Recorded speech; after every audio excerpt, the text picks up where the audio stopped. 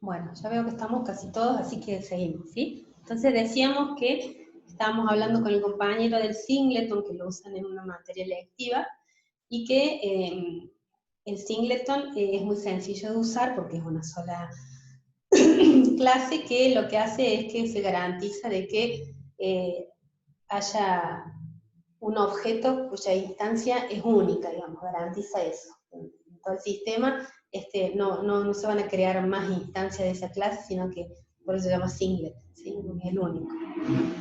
Pero bueno, nosotros ya lo dejamos de lado por lo menos por un tiempo y nos vamos a trabajar con el builder y con el factory method. Bueno, vamos con los patrones de estructura. Los patrones de estructura son un conjunto de patrones que ¿en qué nos ayudan? Ayudan a combinar objetos, ¿sí? Y me ayudan también a definir algunas estructuras que muchas veces están clases que nos parecen incompatibles, digamos, me ayudan a pensarlas de una forma en la que podamos trabajar con una estructura, una única estructura, digamos, ¿sí? Y también me ayuda a pensar alguna funcionalidad que deberían tener esos objetos. Son bastantes, son todos estos los patrones de estructura, de los cuales nosotros vamos a ver dos. Por un lado es el adapter, que lo vemos en uno de los últimos patrones que vemos, y por otro lado el composite, ¿sí? Un patrón que me permite trabajar estructuras de árbol, que son estructuras complejas, ¿sí? Nosotros trabajamos en clase, tratamos de trabajar ejemplos de árboles muy de tipo de negocio, pero ustedes van a ver en su vida profesional que hay muchas veces que trabajamos árboles como estructura de datos, digamos, con datos abstractos muchas veces. Es difícil vincularlos a aspectos de negocio, pero bueno, nosotros en clase tratamos de siempre dar ejemplos que a ustedes les resulten, para la inexperiencia que tienen ustedes en la vida de los sistemas, digamos, que les resulten mapeables a las cosas que ustedes conocen. ¿Sí? Y los otros, bueno, no los vemos, no tenemos tiempo de ver todo, ¿cierto? Y por último tenemos los patrones que los categorizamos como de comportamiento, que son patrones digamos, estos patrones categorizados acá tienen que ver con cómo nosotros asignamos responsabilidades a las clases y los que nos ayudan a hacer cálculos o trabajan con algún tipo de algoritmo, ¿sí? Entonces, son patrones que nos ayudan que nos dicen cómo comunicar clases, que nos ayudan a definir alguna forma de trabajar algoritmos complejos. Acá da el ejemplo del template method, que es uno que lo vamos a ver hoy, creo, si tenemos tiempo. O cómo realizar trabajo entre objetos para tareas o que son complejas o que nosotros necesitamos que se independicen, digamos, de que se desacoplarlas, digamos, ¿sí? Entonces, acá hay como ejemplo el iterator, el observer. Nosotros el iterator también dejamos de enseñarlo porque ustedes, digamos, se usa muchísimo, no les cuesta nada aprenderlo, es muy sencillo. Preferimos, digamos, invertir en algún otro patrón que sea un poquito más complicado. Y trabajar con asociar algoritmos o comportamiento a otros objetos, digamos, por eso están metidos acá en esta categoría de comportamiento. Nosotros de estos son bastante más, la mayoría son de comportamiento, nosotros trabajamos de estos que están acá, con ninguno. Acá está el Chain of Responsibility, Command, Interpreter, Iterator, Mediator, Memento. Nosotros de acá vamos a ver el Observer, ¿sí? Que me permite, cuando un objeto cambia, notifica a los otros. El State, que es el que ustedes ya trabajaron con las chicas en el práctico, el Strategy, que es una variante del State, y el Template Method, que es el método plantilla, ¿sí? Estos vemos 4 patrones de comportamiento. Acá hay una tablita de resumen para que ustedes se fijen. Acá están todos los patrones de creación, los de estructura y los de comportamiento. Fíjense que también podemos distinguir los patrones, además del propósito, del ámbito, ¿sí? Los patrones de ámbito clase que nosotros vamos a ver son el Factory Method y el Template Method. El Adapter lo pueden ver a nivel de clase y a nivel de objeto. Nosotros lo vamos a usar a nivel de objeto, ¿sí? ¿Esto qué quiere decir? Que acá usamos con herencia estos patrones. ¿Se acuerdan que ustedes vieron con la profe que la herencia lo que me obliga a mí es trabajar estáticamente a nivel de clase y en tiempo de compilación? Mientras que a nivel de objeto nosotros trabajamos con los patrones dinámicamente y en tiempo de ejecución podemos hacer los cambios, digamos, que necesitamos, ¿sí? Entonces, esa es otra clasificación que ustedes tienen que tener en claro, ¿sí? Los que están en rosadito son los que nosotros vamos a aprender este año, ¿sí? Bueno. Al final, profe, en el final se toman solamente lo que se ven o entran Sí. todos. No, nosotros publicamos, ustedes rinden, el examen final se rinde con el último programa, digamos, ¿sí? Entonces, no, obviamente que no es que le hacemos un examen para que cuando cada uno la cursó la materia, sino con el último programa vigente, ¿sí? Entonces, los que rindan este año, como el programa vigente es esto, van a rendir con estos 8 patrones, ¿está bien? Bien, gracias. Bueno, vamos a hacer un repaso veloz de... ¿saben qué? Yo les quería... les quiero, antes de... No sé si tenemos mucho tiempo, porque el problema de esta materia es que siempre es poco el tiempo. Quiero hacer un repasito veloz sobre los ejemplos que están... La mayoría de los ejemplos de esta presentación están sobre un caso de negocio, que a mí, yo siempre se los explico a mis alumnos, porque si ustedes no entienden de qué se trata el negocio, es difícil que ya les vuelvo a mostrar. Estoy buscando en una filmina donde muestra el caso de estudio para que entendamos de qué se tratan los ejemplos. Entonces, déjenme un segundito que lo trato de ubicar.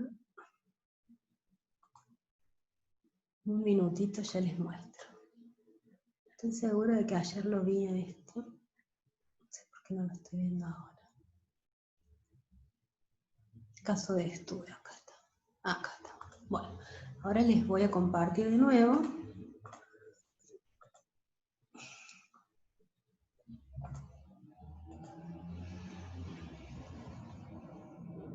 ¿Ven todos esos dibujitos que están ahí? ¿Ven el caso de estudio de venta digital?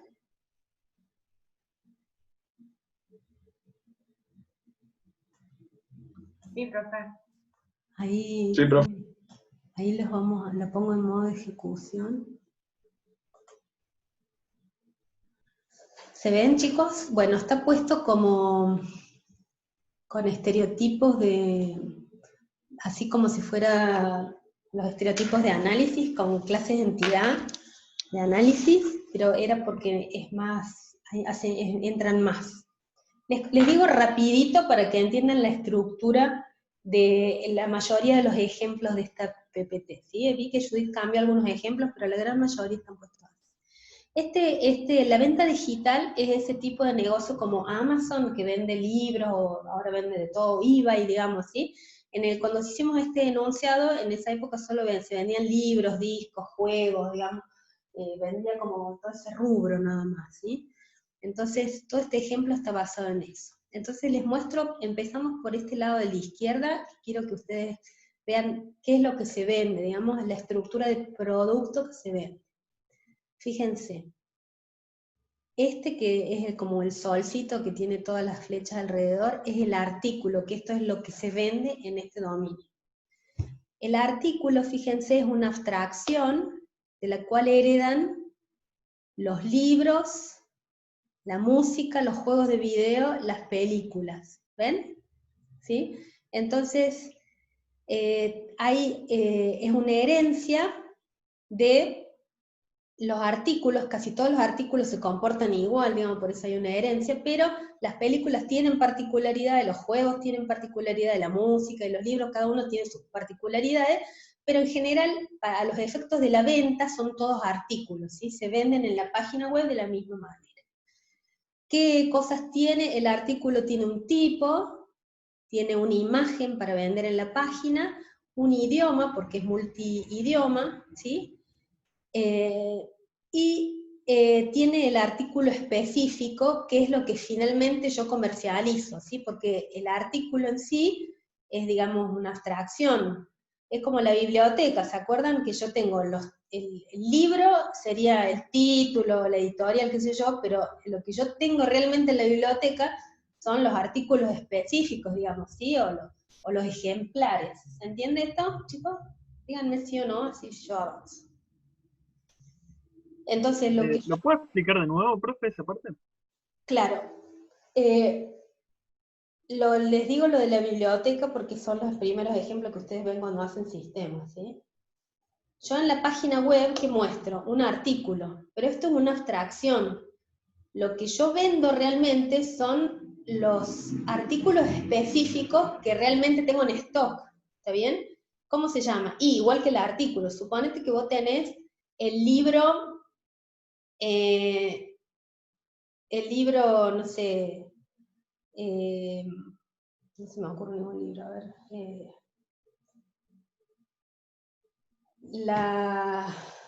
Las viudas de los jueves, de Claudia Piñero, ¿sí? Un libro.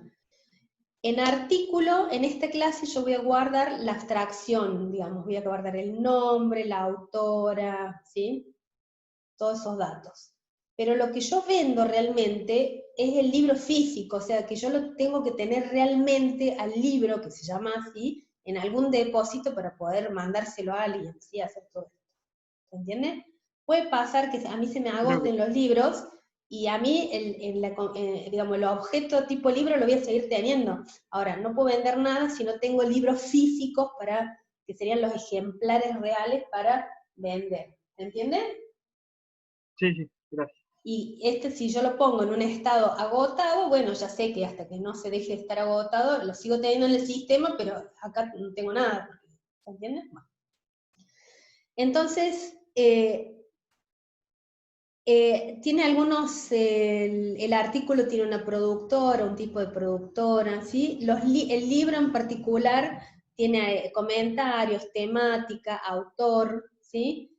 La música tiene género, está compuesto pensando como un CD, ¿no es cierto? Que uno vende un CD, pero que tiene temas musicales y intérpretes varios puede tener. Los juegos tienen rubros, la película tiene un elenco, un rol en cada elenco y una calificación, ¿sí? Son como los datos de las cosas que nosotros comercializamos.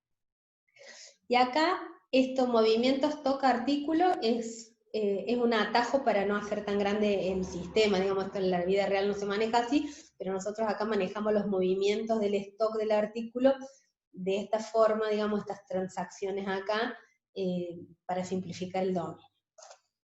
Lo otro que ustedes tienen que saber es que los artículos se muestran en un catálogo, que es una agregación de secciones del catálogo, que a su vez es una agregación de artículos, ¿sí? Un catálogo es un conjunto de secciones, y que hay en las secciones artículos.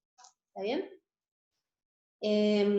Bueno, por ahora me parece que con esto estamos. Toda esta parte se las explico otro día cuando tengamos que ver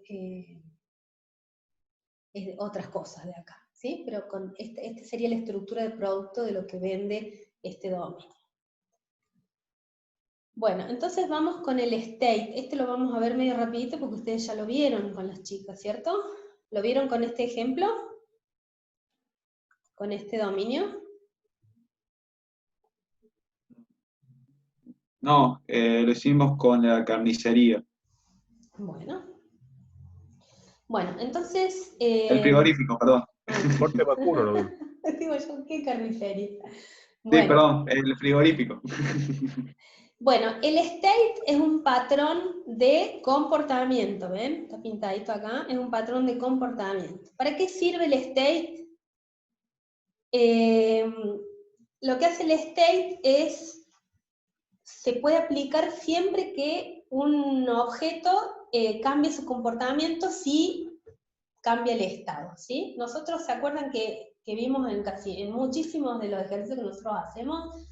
Decimos que de acuerdo al estado que esté determinada transacción, se pueden hacer cosas o no se pueden hacer cosas, ¿sí? Entonces, trabajamos con máquinas de estado, ¿sí? Los estados es algo que justamente nos ayudan a determinar reglas de negocio para cambiar el comportamiento de las cosas de acuerdo a lo que el negocio quiera, ¿está bien? Entonces, el state es interesante por eso, porque digamos, me permite determinar cada vez que haya cambio de estado cómo varía el comportamiento. ¿Sí? Acá da un ejemplo, una motivación, pero que son esos ejemplos que están sacados del libro de Gama que son tan difíciles de entender, es que yo me las ahorro. Siempre da ejemplos de procesadores de texto, cosas tan abstractas. Bueno, entonces, ¿cómo es la estructura del state? ¿Se acuerdan que dijimos que cuando nosotros trabajamos con patrones, a las clases les asignamos una responsabilidad o como si fuera un rol que le llamamos participante? Entonces nosotros tenemos que tratar de encontrar en el dominio donde nosotros trabajamos la clase que va a oficiar de contexto y la clase que tiene el estado, ¿sí? Y después vamos a tener para cada uno los estados concretos. Esa es la estructura básica del state. Entonces, nosotros, el contexto normalmente va a ser aquella cosa que tenga estado, ¿sí? Cuyo comportamiento varía según el estado, y los estados concretos son todos aquellos estados por los que pasa la clase que es de contexto, ¿sí? Es decir, si yo tengo una máquina de estado, voy a tener tantos estados concretos como estados yo identifique en la máquina de estado. ¿Cuándo se aplica? Cuando el comportamiento del objeto depende de su estado, ¿sí? ¿Por qué me sirve? Y porque me evito las estructuras case. Las estructuras case son la mayor fuente de errores y defectos y problemas, porque por ahí cuando yo arranco la estructura case es linda, me sirve, es chiquita, pero en la medida que después yo tengo que meter cambios, hacer cosas, las estructuras case estas van creciendo y los else se empiezan a poner complicados, y esto siempre, en algún momento, siempre metemos un error acá. Entonces, si las podemos evitar, los if, los case, todo eso hay que evitarlo, ¿sí? Entonces la estructura esta hace que yo saque, no tenga estas estructuras case. ¿Cuáles son las consecuencias? ¿Qué es lo que hace el state? Dice, bueno, mira, si una clase tiene un comportamiento determinado cuando está en un estado, yo lo que hago es creo una nueva clase con ese estado y dejo metido ahí, encapsulo ahí todo el comportamiento ese. Entonces, simplemente si yo necesito que la clase haga lo que tiene que hacer, voy a ese estado concreto y ahí está todo el comportamiento requerido vinculado a ese estado. Entonces me saca el problema de las estructuras case y de las inconsistencias, que era lo que yo les decía cuando empiezo a tener muchos if y muchos else, qué sé yo.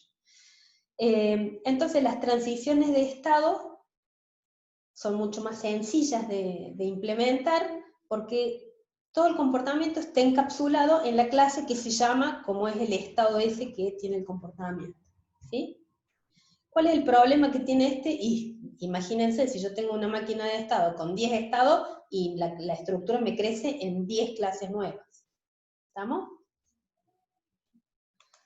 ¿Qué me dice? Bueno, para no hacer estructuras tan enormes, lo que puedo hacer es compartir los objetos de tipo estado entre distintos contextos, ¿sí? Si alguien no entiende lo que yo estoy diciendo, me para y me pregunta, chicos, porque si estoy hablando chino básico y ustedes no entienden lo que yo digo, voy medio rapidito porque... ¿Una clase estado contiene todos los estados adentro encapsulados? Ahora vemos el ejemplo. Mira, Bueno, ahí te contesto. ¿Quién habló? ¿Micaela? Florencia. Ah, Florencia. Ya. Vamos a ver el ejemplo que da acá la presentación. Fíjense, ¿se acuerdan? Justo esa parte no la vimos, era el pedido y el detalle de pedido. Vamos al dibujito del este. ¿Se acuerdan que acá vimos la estructura del producto? La transacción, cuando uno entra a la página web, es el pedido, ¿sí? ¿Qué pido yo? Y un artículo, ¿sí? Voy a comprar un libro. Es el pedido con su detalle de pedido. El artículo, en este caso el artículo específico, porque no me deja comprar si no es sobre un stock real, digamos, o sea, no puedo pedir un libro que no tengo la seguridad que alguien lo tiene en algún depósito para mandármelo, ¿sí? Entonces, tengo la transacción es el pedido, el detalle del pedido apunta a el ítem que es el artículo específico, ¿sí? Fíjense que tanto el pedido como el detalle del pedido tienen estados. ¿Está bien? Es más, usan la misma clase de estado, ¿sí? Siempre un pedido va a estar en un estado determinado y el detalle del pedido también. ¿Qué me dice el state? De acuerdo al estado que esté el pedido y el detalle del pedido, es el comportamiento que yo puedo esperar de ese pedido, ¿sí? Por ejemplo, si yo estoy el pedido está en estado despachado, ¿le puedo seguir agregando artículos al detalle de pedido? Y no podés, porque en estado despachado ya está cerrado el pedido y está buscando cómo entregarse, no le puedo agregar más detalles al detalle de pedido. ¿Se entiende lo que estoy diciendo? Sí. Bien, bueno, entonces vamos a la máquina de estado y vemos cómo se implementa concretamente el patrón. Estos son todos los estados por los que puede pasar un pedido, ¿sí? Fíjense, el DTE, máquina de estado de pedido.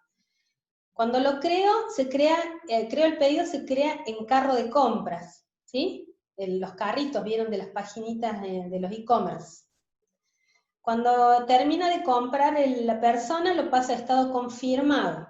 Una vez que lo confirmó y lo paga, me imagino, se manda a estado en preparación, ¿sí? Hay alguien que va a buscar el artículo, lo empaca, y después, una vez que está preparado, que terminó se genera un remito y lo preparan, lo despacho, se lo mando a alguna empresa que lo distribuya, ¿sí? A una empresa de logística, que Andriana, alguna de esas, que se lo lleve a la persona que lo adquirió, y una vez que la empresa esta me avisa a mí, mira, ya lo entregué, acá tengo el remito firmado por el cliente, yo doy por finalizado el estado del pedido. ¿Estamos bien hasta acá? Este sería el caminito feliz. ¿Qué puede pasar en el medio? Y que se cancele. ¿Sí? Estoy en carro de compra y cancele, o estoy acá confirmado y no lo quiero, cancele, está en preparación y cancele. Desde el único lugar donde no se puede cancelar es cuando ya contraté al transporte para que lo lleve. ¿Sí? ¿Estamos bien con eso? Y acá está el detalle del pedido. ¿Se acuerdan? El detalle también apuntaba a la clase de estado, digamos, y tenía sus estados también. Pendiente de preparación es cuando el pedido está en estado carro de compras, cada uno de los detalles está en pendiente de preparación. Cuando voy a generar el remito, los detalles también pasan todos en preparación, ¿sí?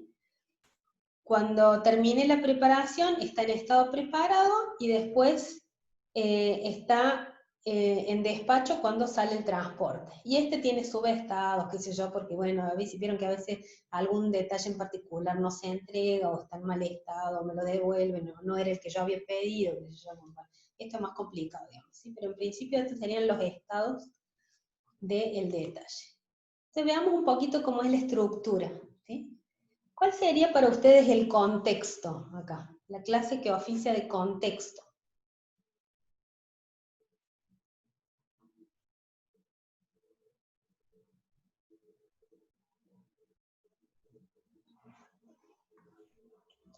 A ver, ahí contestaron dos. El pedido. Muy bien, Leonardo. ¿Y Simón dice estado? No. No, el pedido es el contexto, ¿sí? Entonces, la clase contexto es la clase que apunta al estado, la que tiene estado, ¿sí? Después acá la estructura que me dice, vos tenés que tener un estado abstracto, ¿sí? Donde tiene todos los métodos y después por... Ahí se da la encapsulación. ¿Cómo? Ahí se da la encapsulación de todos los comportamientos. Exactamente. Y se implementa con herencia, los stacks se implementan con herencia porque se reusa mucho código, ¿sí? Acuérdense ustedes que cuando reusamos con interfaces, como las interfaces tienen métodos vacíos, no hay reuso de código. En cambio acá, normalmente para los stacks se trabaja con herencia porque hay mucho reuso de código.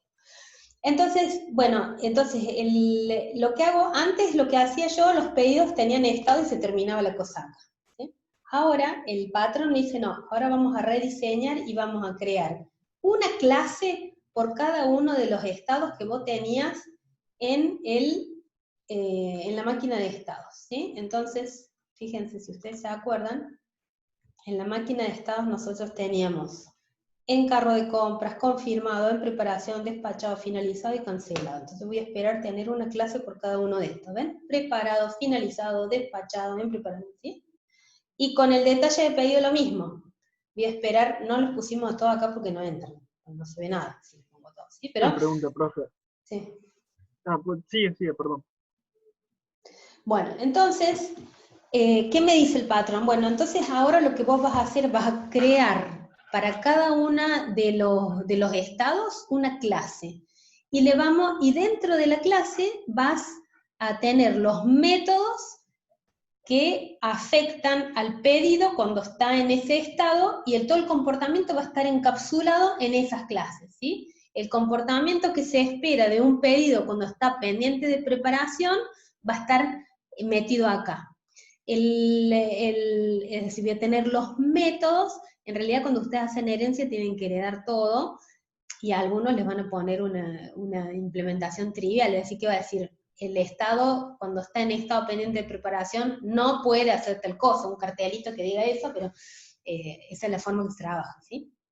Cuando está en carro de compras, por ejemplo, ustedes pueden agregar artículos, sí. Entonces, todo el comportamiento de cómo hace un pedido para agregar artículos va a estar metido acá adentro, en el estado en carro de compra, en esta clase. Antes, ¿quién sabía todo esto?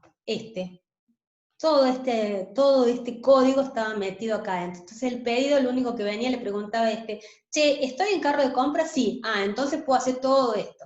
Y esta clase pedido era una clase gorda, llena de comportamiento. Ese comportamiento ahora se lo damos a el único que puede hacer todas esas cosas, que es cuando el carro esté en carro de compras, se puede agregar artículos. Si no está en este estado, no se pueden agregar artículos. ¿Se entiende? ¿Cómo funciona el ¿Profe, patrón? eso no me aumenta el acoplamiento entre clases? ¿Entre qué clases? Sí, porque dependo siempre de la clase estado, con todo lo... Estado no depende de muchas clases, me parece.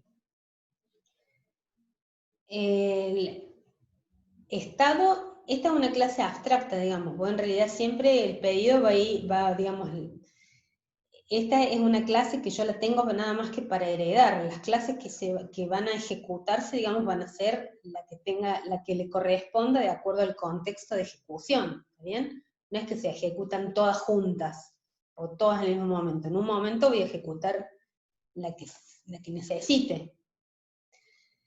Digamos, vos tenés que hacer un equilibrio entre lo que sería, ¿cómo sería la cohesión de esta clase pedido que hace? Está bien, todo lo que va a hacer estaría relacionado con el pedido, pero que empieza a ser una clase gigante, llena de comportamiento, y lo que hago yo cuando adapto esta solución, le delego parte de ese comportamiento a otra clase, que es la que efectivamente puede ejecutarlo, porque en otro estado no puede hacer estas cosas. ¿Se entiende? Por eso digo, uno toma decisiones, digamos, ¿sí? Lo del acoplamiento, digamos, uno espera que las clases se relacionen entre sí. Los sistemas funcionan así, ¿sí? No hay otra, no pueden estar, sí. Algo de acoplamiento hay siempre, ¿cuál? Y tratemos que sea el más bajo posible, pero algo de acoplamiento siempre va a haber, ¿sí? Entonces uno pone en costo-beneficio. Bueno, vamos a los participantes. ¿Se entendió cuál es el principio del state? Para eso sirve el state, ¿sí? Para delegar el comportamiento que una clase va a tener siempre que se encuentre en ese estado. En vez de, antes lo hacía la clase, ahora se lo vamos a delegar a la clase de ese estado para que esa sea la que encapsule ese comportamiento, porque es la única forma, ese comportamiento se va a dar si está en ese estado. ¿Está bien? Entonces, le sacamos esas responsabilidades al contexto y se las delegamos a esa clase. Entonces, ¿qué me dice? Los participantes que yo necesito en un state, ¿cuáles son? El contexto, en el ejemplo nuestro, es el pedido, ¿sí? Este es el que recibe el método para agregar un producto al pedido. Ahora lo que estamos por analizar es un caso particular. Las estructuras siempre muestran todos los casos, genéricamente. Mientras que en la secuencia yo analizo una ejecución en particular, ¿sí? un caso. Acá está haciendo análisis del caso en el que se agrega un producto al pedido. El estado abstracto es el estado pedido, ¿sí? Es la clase que antes era el estado, digamos, antes lo único que tenía era un código de descripción, un ámbito, qué sé yo, y ahora lo que hace es, se me sirve de clase abstracta para que todas las otras clases de tipo de estado puedan heredar.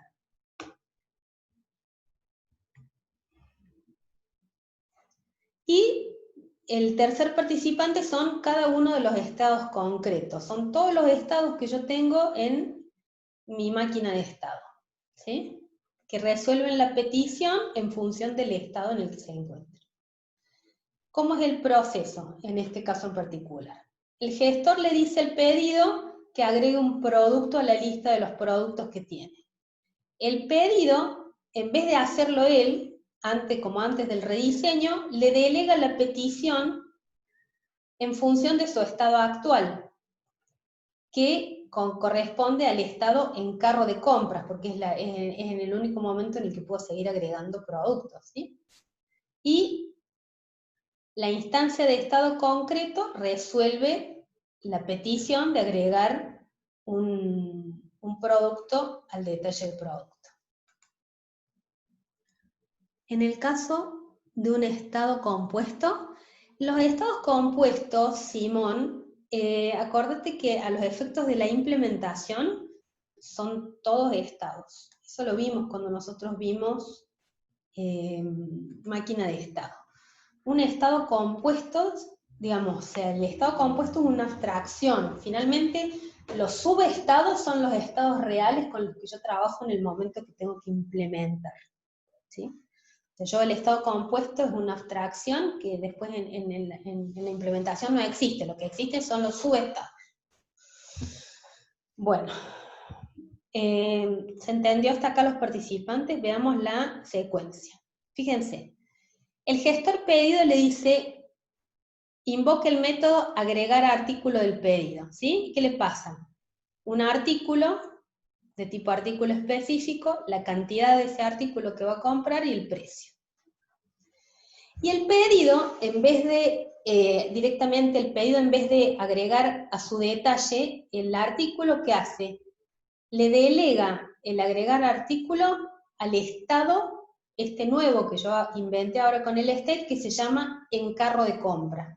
¿Sí? ¿Por qué? Y porque la única forma de agregar un detalle al pedido es si está en estado de encarro de compra. Entonces, este es el que encapsula ahora ese comportamiento. Este tiene definido este método, agregar artículo, y es el que sabe lo que tiene que hacer, que le sacó todas esas responsabilidades al pedido y ahora las tiene este. Entonces, todas las reglas de negocio que tengan que ver con agregar un pedido, qué sé yo, los va a manejar, van a estar encapsuladas todas esas responsabilidades dentro de este encargo de compra. ¿qué hace este encargo de compra? Lo primero que hace, crea el nuevo estado que sigue, que es pendiente de preparación. Acá les muestro la máquina de estado, por si no se acuerdan. ¿Ven? Estado, encargo de compras, el detalle, perdón. Encargo de compras es el estado, y pendiente de preparación es el estado en el que tengo que crear el detalle.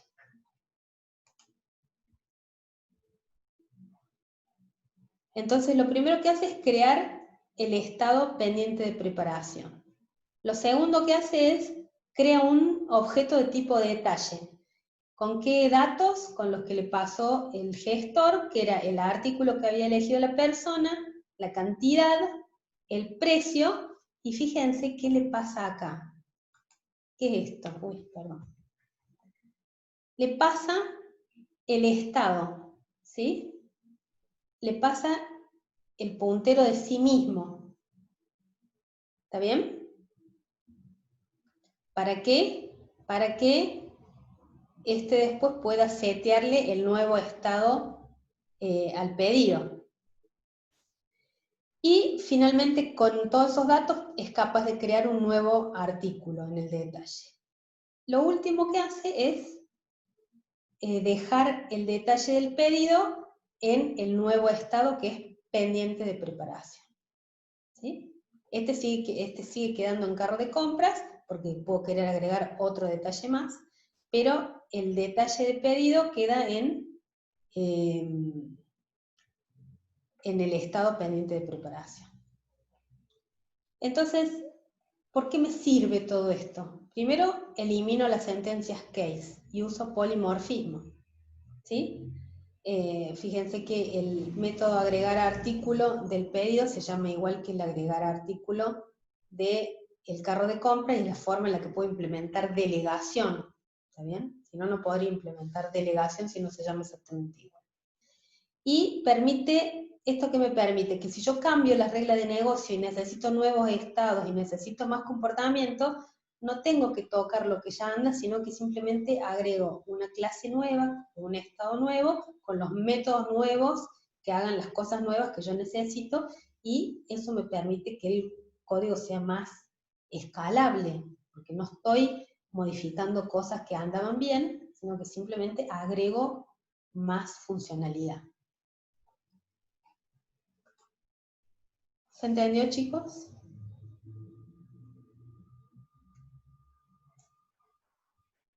¿Podemos avanzar al próximo?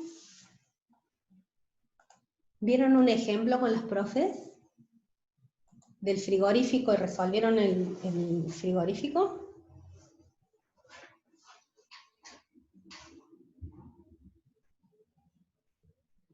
Bueno, vamos con la estrategia. Bueno. La estrategia también es un patrón de comportamiento, ¿sí? Es un patrón de comportamiento. ¿Por qué lo vemos segundo la estrategia? Porque es exactamente igual que el state. Tiene la misma estructura, idéntica, el propósito es muy parecido, con la diferencia de que en vez de que se trate de estado, digamos, de cambios de estado, acá trabajamos con familias de algoritmos, ¿sí? Cuando necesitamos que alguna cosa se comporte, tenga algoritmos distintos de cálculo, normalmente de cálculo, pero puede ser algún otro tipo de algoritmo, digamos. Entonces, cuando necesitamos que, en el otro caso de los estados, era que el contexto, de acuerdo al estado en el que estaba, se comportaba distinto. Y aquí, en el caso del strategy, de acuerdo al cálculo o al algoritmo que tenga que seguir, se comporta diferente, ¿sí? Entonces, como dice acá el propósito, define una familia de algoritmos. Encapsula en cada uno